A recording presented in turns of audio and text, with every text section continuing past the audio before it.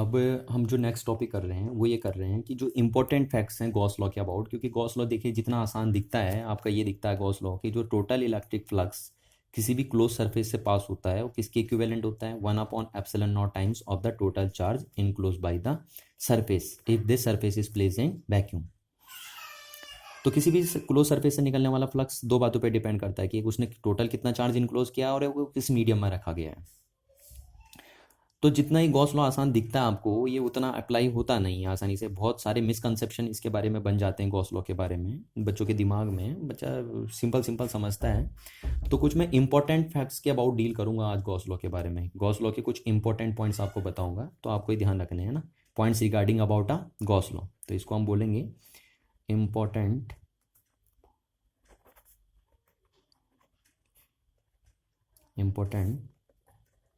Facts about the Gauss law.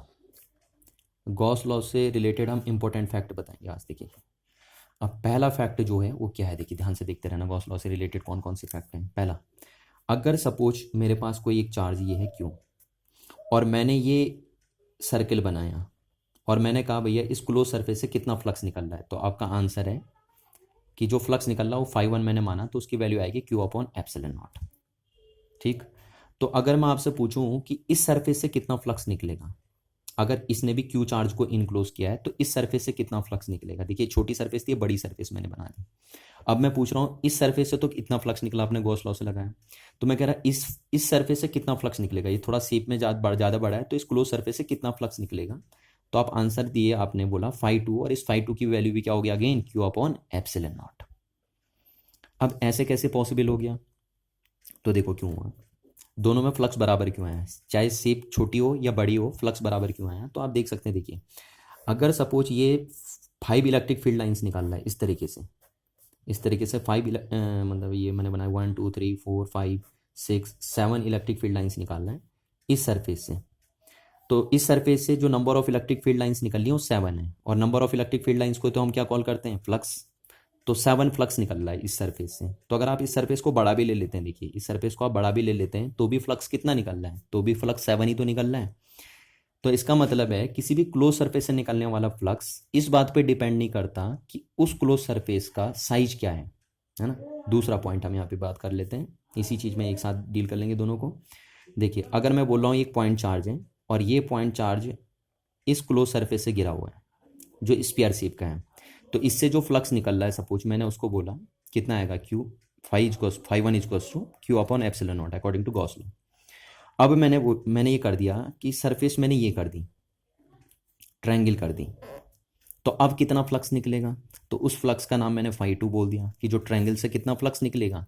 तो Gauss law क्या कहता है, किसी भी क्लोज सरफेस से एनी है ना, किसी भी क्लोज सरफेस से निकलने वाला फ्लक्स कितना होगा Q/ε0, कि वो सरफेस कितने चार्ज को इनक्लोज करती है। तो इसने भी कितने चार्ज को इनक्लोज किया, इस ट्रायंगल ने भी क्यू चार्ज को इनक्लोज किया, और अगेन ये भी कहाँ रखा है, वैक्यूम में, तो इससे भी कितना फ्लक्स निकलेगा Q/ε0 निकलेगा। तो चाहे आप सर्किल से देखिए उससे भी Q/ε0 फ्लक्स निकला, क्योंकि सर्किल ने भी क्यू चार्ज को इनक्लोज किया और उसे भी वैक्यूम में रखा है, और ट्रायंगल ने भी कितना चार्ज इनक्लोज किया है, क्यू चार्ज इनक्लोज किया और उसे भी वैक्यूम में रखा, इसलिए उससे भी उतना ही फ्लक्स निकला। तो दोनों फ्लक्स बराबर हैं। अब चाहो तो आप ऐसे भी देख सकते हो, देखो अगर इस चार्ज ने 5 इलेक्ट्रिक फील्ड लाइंस निकाली, ये मतलब 5 नहीं 1 2 3 4 5 6 7 इलेक्ट्रिक फील्ड लाइंस निकाली, और इलेक्ट्रिक फील्ड लाइंस को तो हम फ्लक्स बोलते हैं। तो देखिए अगर इस सर्किल से 7 इलेक्ट्रिक फील्ड लाइंस पास होकर जा रही हैं तो इस ट्रायंगल से भी कितनी इलेक्ट्रिक फील्ड लाइंस पास होकर जा रही हैं, 7 इलेक्ट्रिक फील्ड लाइंस पास होकर जा रही हैं, तो इसलिए दोनों में फ्लक्स क्या है, बराबर है। तो आप यहाँ से कह सकते हैं कि जो नेट फ्लक्स होता है किसी भी क्लोज सरफेस पे वो सरफेस के शेप और साइज पे डिपेंड नहीं करता। तो यहाँ से हम पहला पॉइंट बोल देते हैं, the net electric flux through a closed surface is independent of the size and shape of the closed surface। यानी किसी भी सरफेस से निकलने वाला जो फ्लक्स होता है, वो क्लोज सरफेस से निकलने वाला जो फ्लक्स होता है वो क्लोज सरफेस के शेप और साइज पे डिपेंड नहीं करता। जैसा आपको यहाँ दिख रहा है, देखो उसका शेप किसी भी टाइप का हो, सर्किल हो ट्रायंगल हो, फ्लक्स सेम ही निकलेगा, और चाहे वो छोटा हो बड़ा हो फ्लक्स सेम ही निकलेगा। तो ये पहला पॉइंट था। अच्छा, अब सेकेंड पॉइंट की अगर हम बात करें गॉस लॉ के अंदर, सेकेंड इंपॉर्टेंट पॉइंट्स की बात करें, जैसे सपोज मेरे पास एक ये सरफेस हो गई और इस सरफेस में यहाँ रखा है Q1 चार्ज और यहाँ पे रखा है Q2 चार्ज और यहाँ पे रख दिया हमने कितना चार्ज, Q3 चार्ज। तो इस सरफेस से टोटल जो फ्लक्स निकलेगा वो कितना निकलेगा, है ना। तो इसको शॉर्टकट तो मैंने ऐसे लिख दिया कि इस सरफेस से कितना फ्लक्स निकलेगा। देखिए, तो हम फ्लक्स को ऐसे लिखते हैं, या तो आप फाई लिख दीजिए या आप ऐसे लिख दीजिए फ्लक्स को, है ना, कि द टोटल इलेक्ट्रिक फ्लक्स, ये इस तरीके से लिखते हैं, मैंने आपसे कहा था कि फ्लक्स को। तो जो टोटल इलेक्ट्रिक फ्लक्स होगा इस क्लोज सरफेस को कितना निकलेगा, तो according to Gauss law the total electric flux through a surface is the total 1/ε0 times of the total charge enclose by the surface. तो कितना किया इसने, Q1 प्लस Q2, इतना फ्लक्स निकलेगा इससे, है ना। सेकेंड पॉइंट ये कहता है कि देखिए ये चार्ज कोई भी फ्लक्स नहीं बना पाएगा जो इस सरफेस के बाहर रखा है। यही कहना चाहता है गॉस कि जो टोटल इलेक्ट्रिक फ्लक्स निकला किसी भी क्लोज सरफेस से वो किसके इक्विवेलेंट होगा, 1/ε0 times of the total charge enclose by the surface, कि सरफेस ने कितना चार्ज इनक्लोज किया है ना। बाहर वाला चार्ज कभी भी क्या नहीं बना पाता, फ्लक्स नहीं बना पाता। इस सरफेस से कितना फ्लक्स होगा वो सिर्फ इस बात पे डिपेंड करेगा कि इस सरफेस ने कितना चार्ज क्या किया है, एनक्लोज किया है। देखो जैसे हम इसको ये भी बोल सकते हैं, देखो अभी इसको थोड़ा सा मैं और एलिब्रेट करता हूँ कि सपोज पहले चार्ज का जो फ्लक्स है वो कितना है, तो मैंने ये बोल दिया कि पहला चार्ज ने E1 इलेक्ट्रिक फील्ड बनाया और उसका फ्लक्स ये रहा। इस सरफेस से जो उसका टोटल फ्लक्स है वो ये है Q1/ε0, पहले चार्ज का, पहला चार्ज का जो फ्लक्स है इस क्लोज सरफेस से वो ये रहा। ठीक, दूसरे चार्ज का जो टोटल फ्लक्स है इस क्लोज सरफेस से वो ये रहा, क्योंकि दूसरे चार्ज का बनाया हुआ इलेक्ट्रिक फील्ड में E2 ले लूँगा, तो दूसरे चार्ज का बनाया हुआ इलेक्ट्रिक फ्लक्स इस क्लोज सरफेस से ये रहा। अच्छा, ऐसे हम बोलते हैं तीसरे चार्ज का जो इलेक्ट्रिक फ्लक्स होगा, तीसरे चार्ज का जो बनाया हुआ इलेक्ट्रिक फ्लक्स होगा इस क्लोज सरफेस, वो कितना होगा, वो जीरो होगा। क्यों, क्योंकि इस क्लोज, ये जो क्लोज सरफेस से इस क्लोज सरफेस के साथ कितना फ्लक्स बना रहा है ये, वो जीरो होगा। क्यों जीरो होगा, क्योंकि जो ये चार्ज है ये इस क्लोज सरफेस के बाहर रखा हुआ है, तो इस क्लोज सरफेस से ये चार्ज तो इनक्लोज ही नहीं हो रहा है, इसलिए इस क्लोज सरफेस के साथ ये वाला चार्ज कितना फ्लक्स लिंक कर रहा है, जीरो फ्लक्स लिंक कर रहा है। तो अगर हम देखें कि इस टोटल, देखें इस चार्ज का बनाया हुआ इलेक्ट्रिक फील्ड इस सरफेस के लिए जीरो नहीं है, बट ये चार्ज का इस क्लोज सरफेस के लिए बनाया हुआ फ्लक्स कितना है, जीरो है, क्योंकि फ्लक्स सिर्फ वही चार्ज बना पाते हैं जो क्लोज सरफेस के अंदर रहते हैं। तो अगर मैं टोटल इलेक्ट्रिक फ्लक्स देखूं तो हमारा टोटल इलेक्ट्रिक फ्लक्स आ गया due to these three charges. हमने इनको ऐड कर दिया, और आपको पता है फ्लक्स एक स्केलर क्वांटिटी है, तो आपको कौन सा एडिशन करना है, एल्जेब्रिक एडिशन करना है।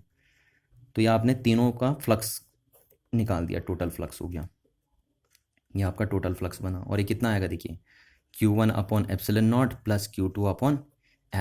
तो यहाँ से आप बोल सकते हैं कि ये टोटल E बन गया आपका, और ये क्या बना, DS is equal to Q1 plus Q2/ε0। देखिए मैं पहले भी यही लिख रहा था, पहले मैंने शॉर्टकट सीधे यही लिखा, अभी भी हमारा रिजल्ट वही आया।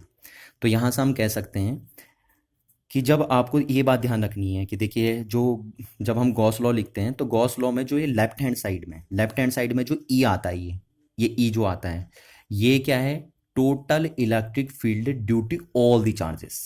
ये देखिए बहुत सारे बच्चे यहाँ गलती करते हैं कि ये जो इलेक्ट्रिक फील्ड लेते हैं वो सिर्फ इन दो चार्जेस का लेते हैं। देखिए यहाँ पे जो इलेक्ट्रिक फील्ड आ रहा है ये due to all the charges आ रहा है, ये ऑल दी चार्जेस आ रहा है यहाँ का, ये भी इसका बनाया हुआ इलेक्ट्रिक फील्ड भी यहाँ पे कंसीडर होगा। ठीक, और ये जो यहाँ पे चार्ज आता है ये सिर्फ कौन सा चार्ज आएगा, ये चार्ज आएगा सिर्फ कौन सा, जो गॉसियन, मतलब जो इस क्लोज सरफेस ने एनक्लोज किया हुआ है, ये टोटल एनक्लोजिंग चार्ज आएगा बस।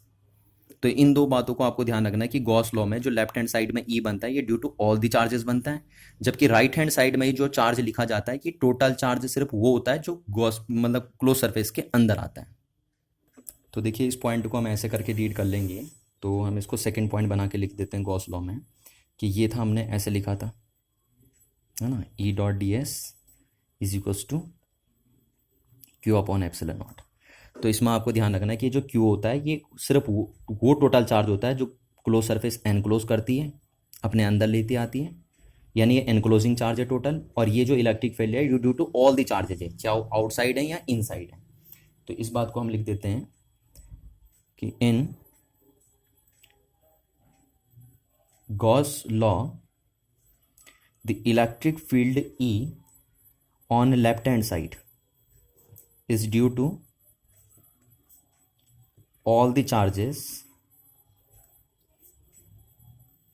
इनसाइड एंड आउटसाइड, ये जो ई है ये due to all the charges है inside and outside the closed surface, है ना। और इस क्लोज सरफेस का नाम हम यहाँ पे गॉसियन सरफेस भी बोल सकते हैं, देखिए क्योंकि गॉस की बनाई हुई सरफेस है इसलिए हम इसका नाम गॉसियन सरफेस भी बोल सकते हैं, ठीक। हाउ एवर, जबकि ये जो कौन सा चार्ज है, how ever the charge Q on right hand side of the equation is the algebraic sum of charges enclosed by Gaussian surface, Gaussian surface। यानी कहने का मतलब है, मैं आपसे बार बार कह रहा हूँ कि गॉस लॉ, ये जो आपका गॉस लॉ है, इसमें जो आपको लेफ्ट हैंड साइड में ये इलेक्ट्रिक फील्ड दिखाई देता है, ये due to all the charges होता है, चाहे वो चार्जेस अंदर हैं गॉसियन सरफेस के या बाहर हैं गॉसियन सरफेस की। गॉसियन सरफेस हम किसको बोले हैं, इसी क्लोज सरफेस को हम गॉसियन सरफेस बोल देते हैं, इन्हीं क्लोज सरफेस को हम क्या बोल देते हैं, गॉसियन सरफेस। तो ये जो इलेक्ट्रिक फील्ड है ये due to all the charges है, चाहे वो चार्जेस आउटसाइड हैं गॉसियन सरफेस के या इनसाइड हैं, बट जबकि ये जो चार्ज है राइट हैंड साइड में ये ड्यू टू सिर्फ ये वो चार्ज है जो गॉसियन सरफेस के अंदर आ रहा है, ये वो टोटल चार्ज है जो गॉसियन सरफेस के कहाँ आ रहा है, अंदर आ रहा है। तो इस पॉइंट को भी आपको रिमेंबर रखना है। देखिए अगर नेक्स्ट थर्ड पॉइंट की हम बात करें गॉस लॉ में कि जो इंपॉर्टेंट पॉइंट है वो क्या है, देखिए अगर मेरे पास एक कोई पॉइंट चार्ज है यहाँ पे और यहाँ पे मैंने कोई सरफेस मार दी किसी भी शेप की, है ना, ये गॉसियन सरफेस हम इसे बोल दे रहे हैं या कोई भी सरफेस हम इसे बोल दे रहे हैं। देखिए तो अगर मैं बोल दे रहा हूँ ये क्लोज सरफेस है और इसके आउटसाइड एक चार्ज रखा है, तो इस क्लोज सरफेस से टोटल फ्लक्स कितना निकलेगा, तो इस टोटल सरफेस से जो फ्लक्स निकलेगा वो जीरो निकलेगा। देखिए सीधे सीधे, है ना, भले यहाँ पे इस क्लोज सरफेस के अंदर जो इसका बना हुआ इलेक्ट्रिक फील्ड है वो जीरो नहीं है, ये चीज, ये पॉइंट चार्ज यहाँ पे इलेक्ट्रिक फील्ड बना रहा है, बट इस पॉइंट चार्ज का जो टोटल फ्लक्स है इस क्लोज सरफेस के साथ वो जीरो है, यानी इस क्लोज सरफेस से जो इस क्लोज सरफेस के साथ जो फ्लक्स लिंक है वो कितना होगा, जीरो होगा। क्यों जीरो होगा इस क्लोज सरफेस से निकलने वाला फ्लक्स, क्योंकि आपको पता है जो क्लोज सरफेस से निकलने वाला फ्लक्स होता है क्या होता है, 1/ε0 times of the total charge enclose by the surface. अब क्योंकि ये सरफेस तो कोई चार्ज को इनक्लोज कर ही नहीं रही है ना, तो इसलिए इस सरफेस से निकलने वाला फ्लक्स कितना होगा, टोटली जीरो होगा। तो इस बात का भी आप ध्यान रखेंगे, भले ही इस सरफेस के अंदर या इस सरफेस के ऊपर कहीं पे भी इस चार्ज का बनाया हुआ इलेक्ट्रिक फील्ड जीरो नहीं है, बट जो इलेक्ट्रिक फ्लक्स है इस सरफेस के साथ लिंक वो ड्यू टू दिस चार्ज क्या है, जीरो है। और क्यों जीरो होगा, क्योंकि ये चार्ज इसके अंदर लाई नहीं कर रहा। अगर ये चार्ज अंदर लाई करता तो फिर इस क्लोज सरफेस के साथ जो फ्लक्स लिंक होता वो जीरो नहीं होता आपका, और क्योंकि चार्ज बाहर है तो इससे इस क्लोज सरफेस के साथ जो भी फ्लक्स लिंक होगा इसके वजह से वो टोटली कितना हो जाएगा, आपका जीरो होगा। और इसको कल मैंने एक दूसरे तरीके से भी आपको एक्सप्लेन किया था प्रीवियस वीडियो में, तो आप वहाँ से भी देख सकते हैं जब मैं आपको इलेक्ट्रिक फ्लक्स का कंसेप्ट बता रहा था। तो इस चीज़ को भी हम लिख लेते हैं कि अ चार्ज आउटसाइड किसी भी क्लोज सरफेस के साथ जो फ्लक्स लिंक होगा वो सिर्फ इस बात पे डिपेंड करता है कि उसके अंदर कितना चार्ज है, उसके बाहर जो भी चार्ज रखा होगा वो कभी भी उसके साथ जो फ्लक्स एसोसिएट होगा उसके लिए क्या नहीं रहेगा, रिस्पॉन्सिबल नहीं रहेगा, है ना। तो इस सरफेस के साथ इसीलिए फ्लक्स जीरो है क्योंकि ये चार्ज आउटसाइड में लाई कर रहा है इसकी। तो हम यहाँ से लिख देते हैं the charge outside a closed surface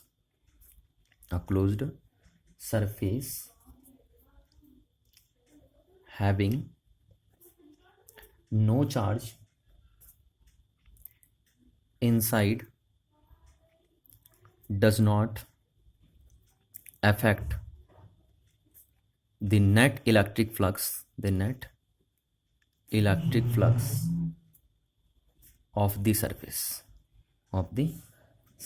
या हम कह सकते हैं therefore the net electric flux of the closed surface is zero, है ना। क्यों, क्योंकि यहाँ पे क्यू इनसाइड कितना हुआ इसका, जीरो, तो इसलिए फ्लक्स भी कितना होगा, जीरो होगा। इस बात को आपको ध्यान रखना है। अच्छा, यहाँ से आप एक कंक्लूजन निकाल सकते हैं। देखिए यहाँ पे आप बड़ा अच्छा कंक्लूजन निकाल सकते हैं। तो बड़ा अच्छा कंक्लूजन आपके पास क्या है, देखिए कि अगर इफ फाई नेट जीरो होता भी है कहीं पे, है ना। अगर फाई नेट जीरो होता भी है, जैसे यहाँ पे देखिए, यहाँ पे इस क्लोज सरफेस के साथ फाई नेट कितना था, जीरो था, तो इसका ये मतलब नहीं कि वहाँ इलेक्ट्रिक फील्ड भी जीरो होगा, है ना। अगर कहीं फाई जीरो है तो इसका ये मतलब नहीं है कि वहाँ इलेक्ट्रिक फील्ड भी जीरो ही होगा। तो if phi net is zero, then it is not necessary, it is not necessary कि ई इज जीरो, कि वहाँ ई भी जीरो होगा आपका। और सेकेंड पॉइंट आपको ध्यान रखना है कि जहाँ ई जीरो होता है वहाँ मस्ट है, वहाँ फाई भी क्या होगा, जीरो होगा। तो आप बोल दें कि if E is zero everywhere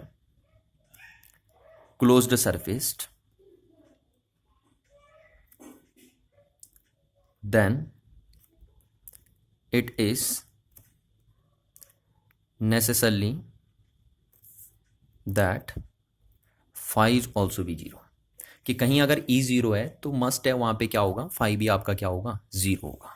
इस बात को भी आपको ध्यान रखना है। पर जबकि जहाँ अगर फाई जीरो होता है तो जरूरी नहीं है वहाँ ई क्या हो, जीरो हो। जैसे मैंने आपको इस केस में बताया, देखिए इस केस में फाई जीरो है बट यहाँ पे ई जीरो नहीं है, क्योंकि यहाँ पे ये वाला चार्ज तो इलेक्ट्रिक फील्ड बना ही रहा है ना। तो यहाँ फाई जीरो होते हुए भी ई जीरो नहीं है, पर जहाँ ई जीरो होगा वहाँ मस्ट है क्या होगा, फाई भी क्या होगा, जीरो होगा। क्योंकि जब ई जीरो हो गया तो फाई का कोई तो मोटिव ही नहीं रह गया ना, क्योंकि फाई को बनाया गया है किसके लिए, ई को रिप्रेजेंट करने के लिए। बट ई फाई को रिप्रेजेंट नहीं कर रहा, फाई ई को रिप्रेजेंट करता है। देखिए अब हम नेक्स्ट लास्ट पॉइंट की बात करने जा रहे हैं जो बहुत ही ज़्यादा इंपॉर्टेंट है आपका। तो ये हमने कितने पॉइंट डिस्कस कर लेते हैं यहाँ पे, 3 पॉइंट गॉस लॉ के अबाउट डिस्कस कर लिए। फोर्थ पॉइंट हम गॉस लॉ के अबाउट जो डिस्कस करने जा रहे हैं वो बहुत ही इंपॉर्टेंट पॉइंट है आपका। देखिए जिसमें बच्चा अक्सर न्यूमेरिकल लगाते समय, एप्लीकेशन लगाते समय क्या करता है, गड़बड़ करता है। ये पॉइंट आपको ये बताएगा कि how to apply a Gauss law, आप गॉस लॉ कैसे अप्लाई कर सकते हैं ना। इस पॉइंट में टोटली हम ये जानेंगे कि गॉस लॉ आप कैसे अप्लाई कर सकते हैं। देखिए तो हम गॉस लॉ अप्लाई करने का तरीका क्या आपका, चौथा पॉइंट हम ये बोलेंगे कि गॉस लॉ जो होता है आपका, Gauss law is always applicable, is always applicable. देखिए गॉस लॉ आपका हमेशा एप्लीकेबल होता है। अगर कोई टीचर आपको बता भी रहा है या कोई बुक वाला आपको बता भी रहा है कि गॉस लॉ एप्लीकेबल नहीं है, यहाँ पे गॉस लॉ एप्लीकेबल नहीं है, तो ऐसा नहीं है, बिल्कुल नहीं। मैं आपको 101% बता रहा हूँ कि गॉस लॉ हर जगह एप्लीकेबल होता है भैया। आपको जहाँ मर्जी आ रही है आप वहाँ गॉस लॉ लगा सकते हैं। ठीक, प्योर मैथमेटिकल कंसेप्ट आप हर जगह लगा सकते हैं। पर दिक्कत क्या होती है, देखिए दिक्कत ये होती है आपने लगा तो दिया बट उसमें आपको इंटीग्रेट करना पड़ता है। देखिए आप गॉस लॉ अगर जरा ध्यान से देखेंगे तो यहाँ पे मैंने आपको एक फॉर्मूला लिखा था, देखिए ये इंटीग्रेट के टर्म्स में आपको यहाँ पे इंटीग्रेट करना पड़ता है ना। तो आपको बस अगर मैथमेटिक्स की कंप्लीट नॉलेज है, अगर आप इंटीग्रेशन में कमांड लेके चले हो तो फिर तो कोई दिक्कत ही नहीं है। आप बोल सकते हो आप गॉस लॉ एप्लीकेबल भी कर सकते हैं और वो आपके लिए यूजफुल भी है। अगर आपको इंटीग्रेट सॉल्व करने आते हैं तो आपने गॉस लॉ लगा तो दिया, पर आपको गॉस लॉ लगाते समय आपको इंटीग्रेशन भी तो सॉल्व करना पड़ेगा ही, है नहीं। तो अगर आपकी मैथमेटिक्स में कमांड है तो आप बोल सकते हैं कि गॉस लॉ इज ऑलवेज भी एप्लीकेबल एंड ऑलवेज भी यूजफुल। पर अगर आपकी मैथ थोड़ा सा वीक है या आप कह सकते हैं कि इंटीग्रेशन हम आसानी से नहीं कर सकते, जैसे होता ही है सबके साथ होता है कि हम कभी कभी क्या होती है हमारे साथ ऐसी सर्फेसेज होती हैं जिनका हम इंटीग्रेशन आसानी से नहीं कर सकते। जैसे मैंने बोल दिया इस सर्फेस का इंटीग्रेशन करके दिखाइए भाई, तो अब इस सरफेस का इंटीग्रेशन हम आसानी से नहीं कर सकते क्योंकि इस सरफेस का इंटीग्रेशन तो कहीं पढ़ा ही नहीं है, कहीं बुकों में लिखा ही नहीं रहता है। तो इसलिए कभी कभी क्या होती है दिक्कत, हम लगा तो देते हैं गॉस लॉ बट वो हमारे लिए यूज़फुल नहीं रह जाता। यूज़फुल इसलिए नहीं रह जाता है क्योंकि हम इंटीग्रेट नहीं कर पाते उससे, है ना, कंक्लूजन नहीं निकाल पाते उससे। बट जिसकी अगर मैथ में कमांड है, अच्छी कमांड है, हर एक न्यूमेरिकल को अटैम्प्ट करना जानता हो, हर एक इंटीग्रेशन को सॉल्व करना जानता हो, तो उसके लिए गॉस लॉ एप्लीकेबल भी है और यूज़फुल भी है। बट आपको पता है कि सारे इंटीग्रेशन बच्चे सॉल्व नहीं कर जाते, और इस टाइप की सरफेस के लिए तो हम कैसे इंटीग्रेट करेंगे। तो इसलिए हम बोलेंगे कि गॉस लॉ इज ऑलवेज भी applicable but not always useful, but not always useful. पर जो कह रहा हूँ हर एक इंटीग्रेशन सॉल्व कर सकता हो, उसके लिए सेंटेंस रॉन्ग हो जाएगा। उसके लिए क्या हुआ sentence, Gauss law is always भी applicable as well as always भी यूजफुल। बट हम तो यही लिखेंगे क्योंकि हम सारे सरफेस को क्या नहीं कर सकते, इंटीग्रेट नहीं कर सकते लाइक एज दिस वन, क्योंकि हमें गॉस लॉ के अंदर इंटीग्रेशन करना पड़ता है। तो क्या आप गॉस लॉ को आप एप्लीकेबल नहीं बना, यूजफुल नहीं बना सकते। देखिए एप्लीकेबल जब है तो आप उसे यूजफुल भी बनाइए। तो यस, हमारे पास तरीके होते हैं गॉस लॉ को यूजफुल करने के ना, क्योंकि अगर गॉस लॉ यूजफुल ही ना बन पाए हमारे लिए तो फिर हम पढ़ ही क्यों रहे हैं गॉस लॉ। तो गॉस लॉ को यूजफुल बनाने के तरीके मैं आपको बता रहा हूँ। तो अब यहाँ से लिख सकते हो कि the work for making, the work, आपको कौन कौन से वर्क करने पड़ेंगे, the work for making it useful, it useful. आप गॉस लॉ को यूज़फुल बनाने के लिए क्या क्या वर्क करोगे, है ना।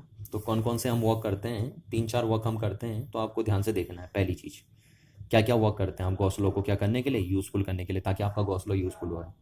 देखिए पहली बात आपको ये ध्यान रखनी है कि जो आप क्लोज सरफेस लेते हो गॉस लॉ लगाते समय, है ना, जैसे हमने पहले मैं पढ़ा था, यहाँ देखिए हमने ये चीज़ करी थी। यहाँ पे गॉस लॉ लगाते समय हम यहाँ सरफेस ले रहे थे, क्लोज सरफेसेस ले रहे थे हम यहाँ पे। तो ये जो क्लोज सरफेसेस हम ले रहे हैं गॉस लॉ में, हर बार क्लोज सरफेस ले रहे हैं, इसका नाम पहले तो हम गॉसियन सरफेस बोल सकते हैं यहाँ पे। तो ये जो गॉसियन सरफेस हो, आप ये ध्यान रखना है ये आपकी सिमेट्रिक हो। कैसी हो ये गॉसियन सरफेस आपकी, सिमेट्रिक हो। पहला बात आपको ध्यान रखना है, क्योंकि अगर आपका ये जो अपने गॉसियन सरफेस लिए सिमेट्रिक होगी तो आपको इंटीग्रेट करने में दिक्कत नहीं आएगी। तभी तो देखिए आपको जो मैंने आपको गॉस लॉ प्रूफ कराया था शुरू में, यहाँ पे मैंने कल आपको एक वीडियो में प्रूफ कराया था गॉस लॉ, तो उसमें हमने ये देखा था, गॉस लॉ प्रूफ करते समय हमने देखा था, इसमें शायद नहीं रह गया हो, गॉस लॉ प्रूफ करते समय हमने देखा था कि हमने जो सरफेस ली थी, क्लोज सरफेस ली थी, वो कौन सी ली थी, वो स्फीयर ली थी। आपको ये बात ध्यान रखना है कि हमने जो गॉसियन सरफेस ली थी वो स्फीयर ली थी। और स्फीयर एक सिमेट्रिक फिगर है, जैसे स्फीयर हो गया, सिलेंडर हो गया, दीज आर सिमेट्रिक फिगर। और यहाँ हम सिर्फ इसलिए लेते हैं सिमेट्रिक फिगर ताकि हमें इंटीग्रेट करने में क्या ना आए, दिक्कत ना आए। क्योंकि तभी हम कह सकते हैं कि हमारा गॉस लॉ एप्लीकेबल भी और यूजफुल भी है। क्योंकि अगर हम जब फायदा क्या, हम गॉस लॉ तो लगा दे पर हम इंटीग्रेट ही ना कर पाए तो उसमें दिक्कत आएगी। तो इसलिए आपको ध्यान रखना है कि जो आप गॉसियन सरफेस है, क्लोज सरफेस लोगे, वो हमेशा क्या हो, आपकी सिमेट्रिक होगा।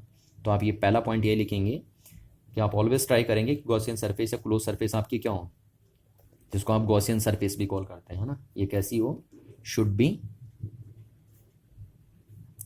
B symmetric. अब मैं शुड भी इसलिए बोल रहा हूँ क्योंकि बेसिकली अगर आप सिमेट्रिक लेंगे तो इंटीग्रेट करने में आसानी आएगी। अबाउट किसके अबाउट सिमेट्रिक हो, about a point charge, about a point charge या डिस्ट्रीब्यूशन ऑफ चार्ज, या डिस्ट्रीब्यूशन ऑफ चार्ज, इसके अबाउट सिमेट्रिक हो आपका। तो पहला पॉइंट ये ध्यान रखना आपको कि गॉस लॉ आपकी क्या, ये कैसी गॉसियन सरफेस क्या हो, सिमेट्रिक हो। जैसे एग्जांपल मैं बोल सकता हूँ कि आपकी जो गॉसियन सरफेस है वो स्फेरिकल हो सकती है ना, वो आपकी सिलेंड्रिकल हो सकती है। क्यों, क्योंकि ये सरफेसेस क्या होती हैं आपकी, ये सरफेसेस आपकी सिमेट्रिक होती हैं।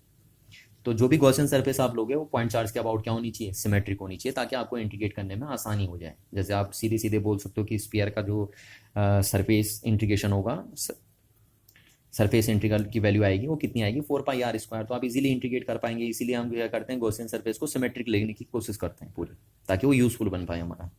अच्छा, दूसरा पॉइंट हम जो बोलेंगे कि हम कैसे गॉस लॉ को यूजफुल बना सकते हैं। तो देखिए अगर हम गॉसियन सरफेस सिमेट्रिक लेते हैं तो उससे हमें फ़ायदा क्या मिलता है, उससे फ़ायदा ये मिलता है कि जो हमारा मैग्नीट्यूड है इलेक्ट्रिक फील्ड का, वो गॉसियन सरफेस पे एक तरीके से कांस्टेंट रहता है।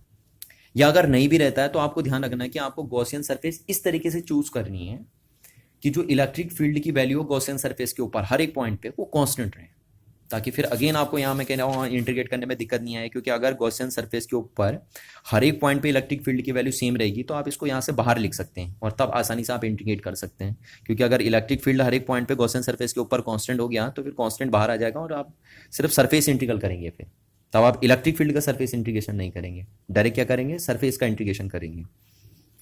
तो आप दूसरी कोशिश ये करेंगे कि जो आपकी गॉसियन सरफेस हो, कोशिश पूरी करेंगे ना, ताकि वो यूजफुल बन पाए आपका।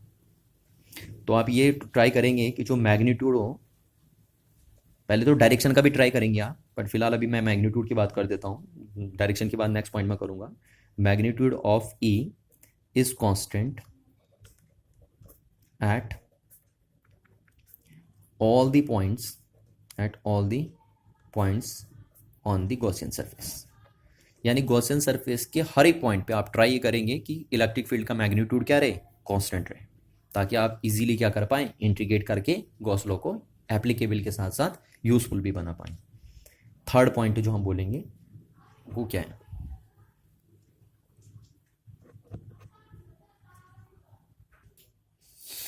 और थर्ड पॉइंट हम बोलेंगे कि हम कैसे गॉस लॉ को यूजफुल बना सकते हैं एप्लीकेबल के साथ साथ।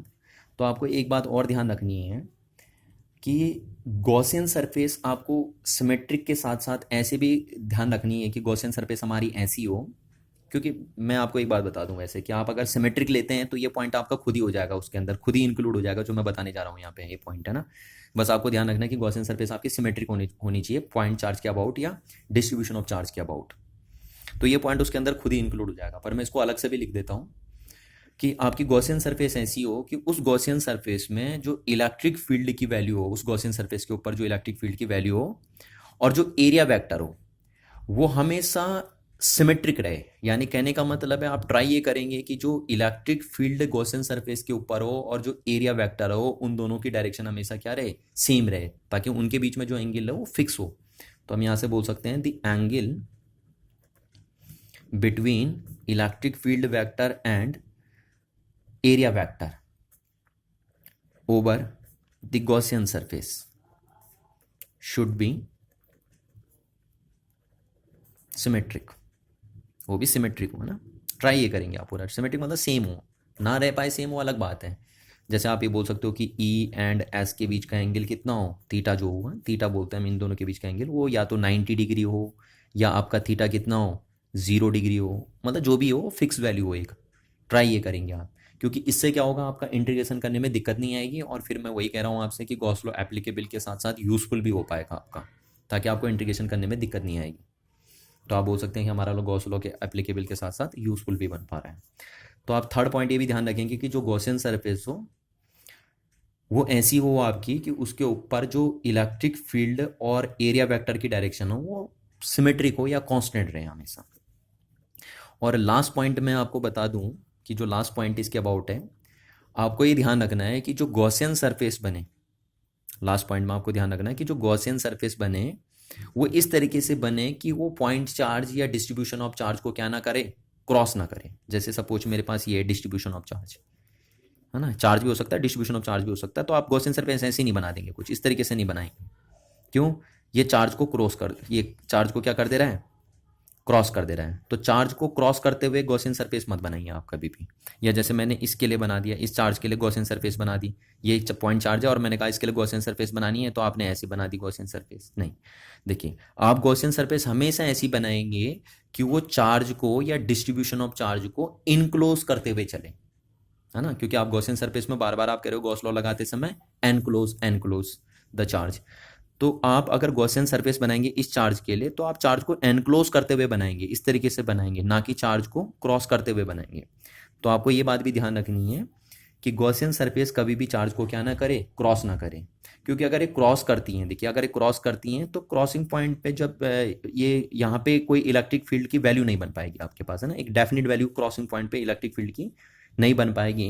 और अगर आप यहाँ पे इलेक्ट्रिक फील्ड डिफाइन नहीं कर पाएंगे तो फिर आप इंटीग्रेट कैसे करेंगे ना, यहाँ पे गॉस लॉ में ये जो इंटीग्रेशन करना पड़ता है इलेक्ट्रिक फील्ड का, उसे आप नहीं कर पाएंगे। और जब आप उसे नहीं कर पाएंगे तो आप बोलेंगे हमारा गॉस लॉ एप्लीकेबल तो था पर हम उसे क्या नहीं बना पाए, यूजफुल नहीं बना पाए। तो आपको ध्यान रखना है कि गॉसियन सरफेस कभी भी क्या ना करे, पॉइंट चार्ज या डिस्ट्रीब्यूशन ऑफ चार्ज को क्या ना करे, कट करते हुए ना चले।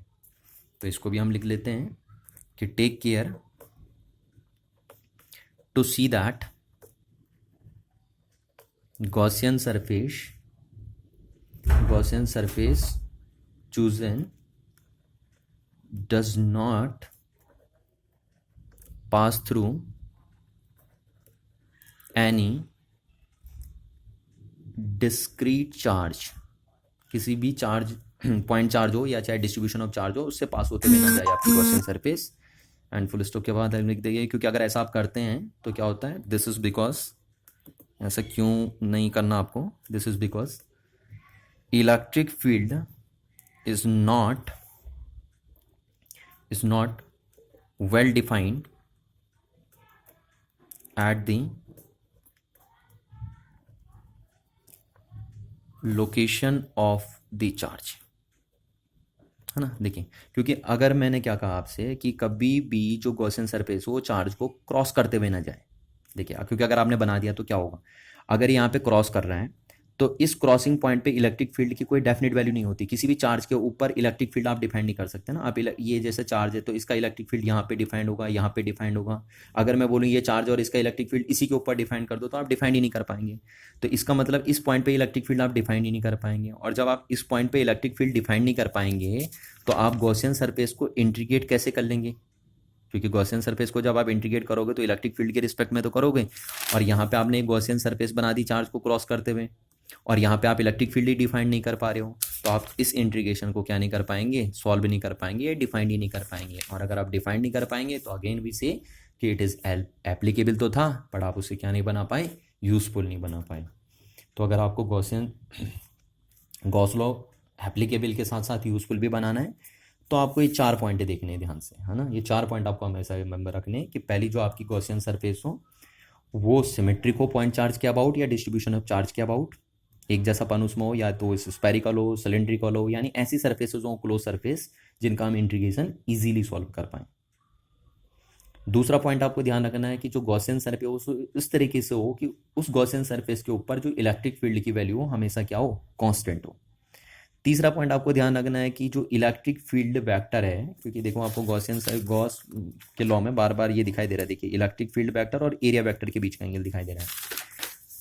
तो आप ये कोशिश करेंगे कि गॉसियन सरफेस के ऊपर जो इलेक्ट्रिक फील्ड वेक्टर और एरिया वेक्टर है उनकी डायरेक्शन हमेशा एक जैसी आए, यानी इनके बीच में जो एंगल बनेगा ई और वेक्टर और एस वेक्टर के बीच में वो सिमेट्रिक एंगल हो, एक जैसापन उस एंगल में हो, या तो हमेशा 0 ही बने या 90 बने, है ना। क्योंकि ऐसा करने से आपको इंटीग्रेशन करने में क्या नहीं आएगी, दिक्कत नहीं आएगी। देखो जो मैंने पहला आपको प्रूफ बताया था जब गॉस लॉ का, अगर आपको याद हो तो मैंने गॉस लॉ का जो आपको प्रूफ बताया था उसमें आपने देखा था कि मैंने जब गॉसियन सरफेस स्फीयर ली थी तो उस स्फीयर में हर बार एरिया वेक्टर और इलेक्ट्रिक फील्ड क्या जा रहे थे, सेम डायरेक्शन में जा रहे थे, तो तब इंटीग्रेट करने में क्या नहीं आई, दिक्कत नहीं आई हमें। तो इसलिए आपको ध्यान रखना है कि जो E vector and S vector का एंगल हो गॉसियन सरफेस के ऊपर वो हमेशा सिमेट्रिक हो, और ऐसा तभी हो सकता है जब आप गॉसियन सरफेस इस टाइप की चूज करते हैं। तभी मैंने गॉस लॉ को प्रूव करते समय क्या किया था, प्रूफ तो नहीं बोलेंगे, इलस्ट्रेट बोलेंगे, शेप जो ली थी वो स्पेरिकल ली थी। और लास्ट पॉइंट जो आपको ध्यान रखना है वो ये ध्यान रखना है कि गॉसियन सरफेस कभी भी डिस्ट्रीब्यूशन ऑफ चार्ज या पॉइंट चार्ज को क्या ना करते हुए जाए, क्रॉस करते हुए नहीं जाए। क्योंकि अगर आपने ऐसा कर दिया तो मैं आपसे बार बार कह रहा हूँ आप क्या नहीं कर पाएंगे, इस पॉइंट पे जहाँ पे क्रॉस कर रहा है इस पॉइंट पे, क्योंकि किसी भी पॉइंट चार्ज के ऊपर इलेक्ट्रिक फील्ड डिफाइंड ही नहीं होता है। तो जब आप इस पॉइंट पे फिर इलेक्ट्रिक फील्ड डिफाइन ही नहीं कर पाएंगे तो फिर आप उसे इंडिकेट कैसे करेंगे, है ना। तो आप फिर वहीं पे अटक जाएंगे कि it is applicable but not useful.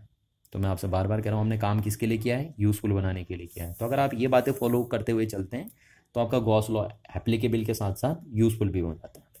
Thank you.